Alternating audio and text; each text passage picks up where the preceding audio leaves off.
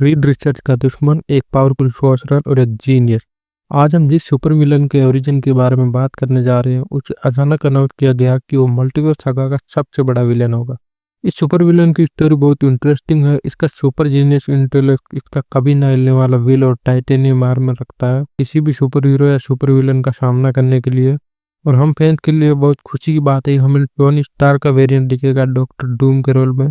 और थोड़ी सी परेशानी भी है कि इसके बाद जो इस रोल को प्ले करेगा उसके लिए कितनी मुश्किलें आने वाली। पर मैं बहुत एक्साइटेड हूँ इस खतरनाक कैरेक्टर को एमसीयू में देखने के लिए। तो दोस्तों, मैं हूँ आईके और आज हम कंप्लीट ओरिजिन स्टोरी जानेंगे विक्टर वन डूम की, जिसे जाना जाता है डॉक्टर डूम के नाम से।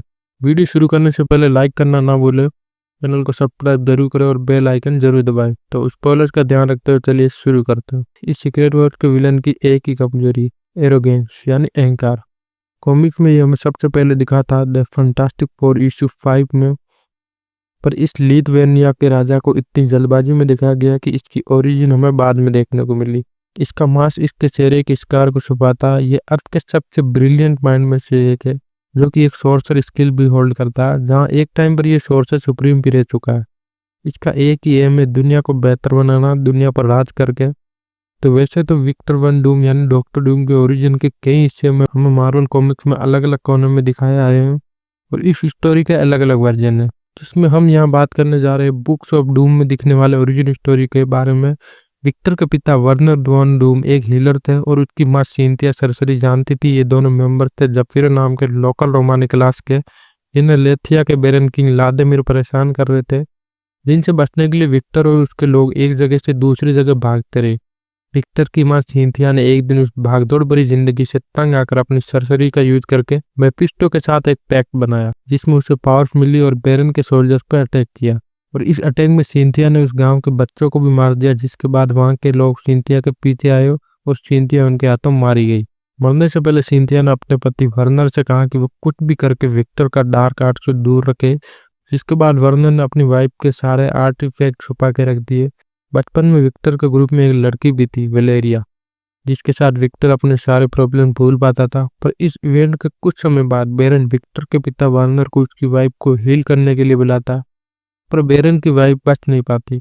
वार्नर अपने बेटे को लेकर वहां से निकल जाता है।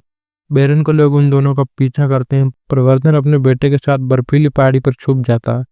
विक्टर पूरी रात अपने पिता के साथ बर्फीले पहाड़ पर छुपा रहता और जब सुबह उसकी आंखें खुलती है तो वो देखता कि उसका पिता ठंड से मर चुका है।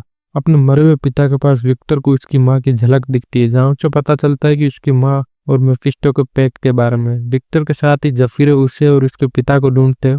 तभी बेरन के लोग आते हैं और विक्टर के पिता की बॉडी अपने साथ ले जाते हैं। विक्टर के पास जो भी कुछ खुशी बची थी वो सब जा चुकी थी। तब विक्टर को उसकी माँ के स्पेल बुक्स और आर्टिफैक्ट मिलते हैं, जिनकी मदद से वो अपनी माँ को ढूंढने की कोशिश करता है।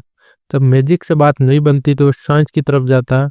मैजिक और साइंस के कॉम्बिनेशन से वो बेरन के सोल्जर्स को अपने लोगों से दूर कर पाता है और अपने इन्वेंशंस की मदद से वो अकेले वो सब करता जो उसकी माँ करना चाहती थी। उसके लोगों के लिए एक रात विक्टर टहलते हुए अपने लोगों से दूर आ जाता है। तभी बेरन का एक आदमी उसे रोक लेता है और उसके मुंह पर बंदूक टिका देता है। विक्टर उससे लड़ता और पहली बार अपने हाथों से किसी की जान लेता है। इस इंसिडेंस का असर उस पर बहुत गहरा हुआ था और वो बहुत ज्यादा परेशान था। कुछ दिनों बाद एक अमेरिकन जनरल विक्टर को अपने साथ अमेरिका चलने का ऑफर देता है, जहां वो उसके लिए कुछ बनाए और इसके बदले में उसे हाई स्टडीज का मौका दे। तो अमेरिका में मिलिट्री जनरल विक्टर को उसकी लैब दिखाता है और उसका एडमिशन करवाता है। कॉलेज में विक्टर को जनरल के लिए कुछ वेपन्स बनाने थे और कॉलेज में बस पढ़ाई करनी थी। पर सिर्फ विक्टर ही जनरल के लिए काम नहीं कर रहा था। विक्टर के कॉलेज का एक और ब्राइट स्टूडेंट रीड रिचर्ड भी उसके साथ उसी लैब में काम कर रहा था। रीड को विक्टर की नॉलेज पर भरोसा था और विक्टर भी उसकी इंटेलिजेंस की रिस्पेक्ट करता था। दूसरी तरफ विक्टर मिलिट्री जनरल को बोट्स और बॉम्ब बनाकर दे रहा था, जिनके साथ साथ वो उनसे कुछ ऐसे इक्विपमेंट भी मांग रहा था जिनसे वो अपने डोम रूम में अपनी खुद की लैब बना सके। हालांकि वो अमेरिकन कल्चर की रिस्पेक्ट नहीं करता था, तब भी वो एक पार्टी अटेंड करता है जहाँ नशे की हालत में वो एक लड़की के साथ इंटीमेट होते हुए उसका गला पकड़ लेता है। और वो फीलिंग वापस आती है जो फीलिंग उसको आई थी बेरन के आदमी को मारकर।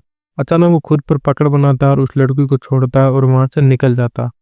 मिलिट्री वाले स्कूल को मजबूर करते हैं इस इंसिडेंट को दबाने के लिए और ये इंसिडेंट दब भी जाता है और विक्टर लग जाता है वापस अपने इन्वेंशन और एक्सपेरिमेंट में। वो बहुत करीब होता है टाउन ट्रेवलिंग के, कुछ दिनों बाद रीड रिचर्ड विक्टर के रूम में आता है और उसकी नज़र पड़ती है उसके रिसर्च पेपर पर, जहाँ उसे कुछ कैलकुलेशन एरर्स दिखते हैं।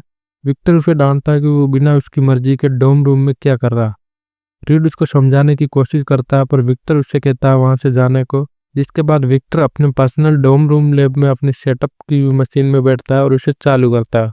तब वो मेंटली हफ्तों हेल में अपनी माँ को ढूंढता है और उसे एक टाइम पर उसकी माँ दिख भी गई मेफिस्टो की कैद में। पर उसकी माँ ने उसे वहां से जाने को कहा। असली दुनिया में ये सब कुछ घंटों का वेट था जिसके अंत वो मशीन फट गई।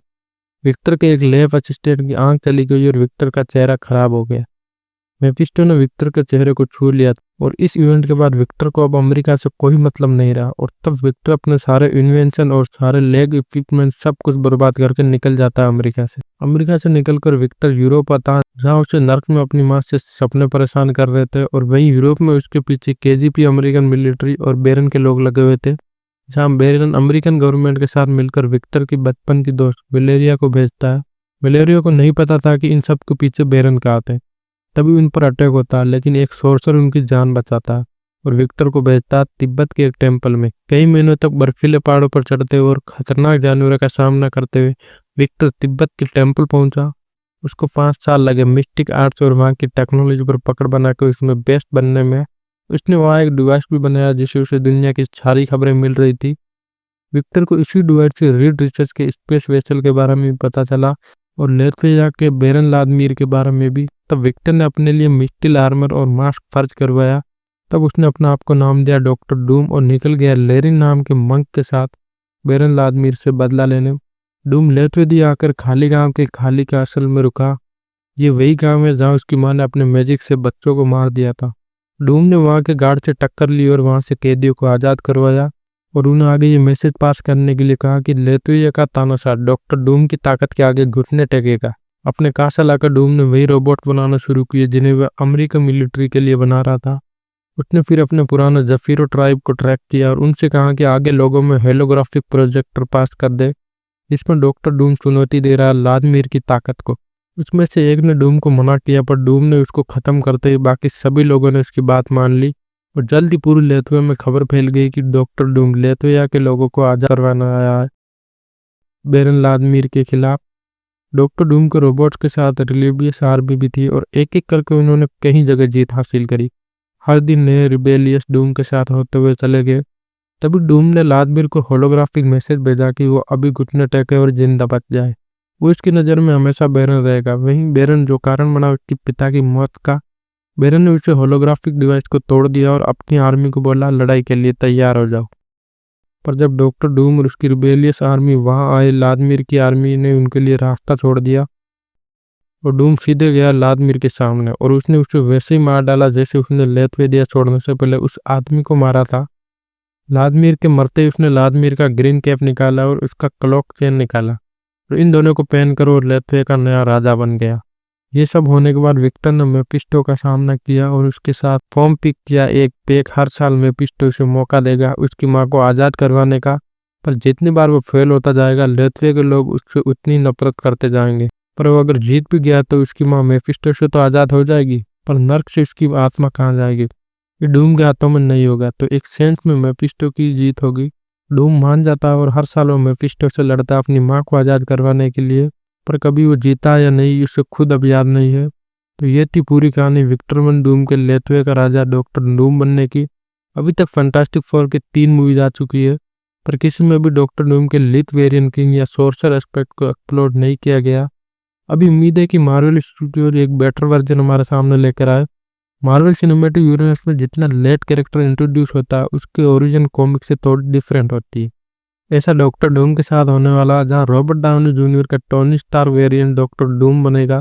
पर मैं चाहूंगा कि एक नॉर्मल वर्जन भी होना चाहिए इस कैरेक्टर का, जो आगे भी हमें एमसीयू में दिखता रहे। तो दोस्तों ये थी complete story of doctor Doom. इस कैरेक्टर का असली पोटेंशियल हमें सीक्रेट वॉर्स में देखने को मिलेगा, पर इसके कई लेयर्स भी है जो फैंस को एक्साइटेड करते हैं डॉक्टर डूम को एमसीयू में देखने के लिए। पर फिर भी अगर मुझसे कोई डिटेल मिस हो गई या आपके पास कोई नया फैक्ट है इस वीडियो से रिलेटेड तो प्लीज़ हमें कमेंट में ज़रूर बताएं। साथ ही अगर आपको ये वीडियो पसंद आए तो इस वीडियो को लाइक और शेयर ज़रूर करें और इससे भी कहीं सुपर कंटेंट के लिए हमारे चैनल को सब्सक्राइब करना ना भूलें।